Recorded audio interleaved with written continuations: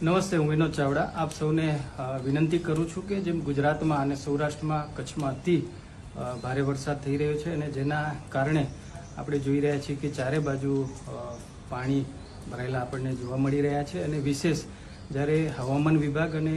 હવામાનના નિષ્ણાંત કહી શકાય એવા અંબાલાલભાઈ પટેલે પણ ગઈકાલે એક ન્યૂઝ ચેનલના માધ્યમથી એમણે પણ એક આગાહી કરી છે કે 29, 30 અને 31 સૌરાષ્ટ્ર અને વિશેષ કચ્છની અંદર પૂર્વ કચ્છમાં ભચાઉ, રાપર અને ગાંધીધામ વિસ્તારની અંદર અતિભારે વરસાદ થવાની સંભાવના છે। વધારે પવન પણ ફૂંકાવાની જ્યારે સંભાવના છે ત્યારે હું કચ્છના લોકોને સૌને હું વિનંતી કરું છું, સૌને હું આગ્રહપૂર્વક નમ્ર નિવેદન પણ કરું છું, આપણે સાવચેતીના પગલાં લઈએ, કારણ વગર આપણે ઘરથી બહાર ન નીકળીએ અને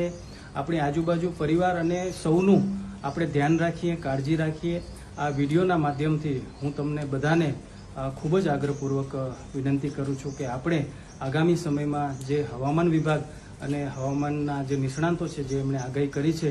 એનું જો આપણે પાલન કરશું તો આપણે 100% સાવચેતીથી આપણે બધા બચી શકશું અને રહી શકશું।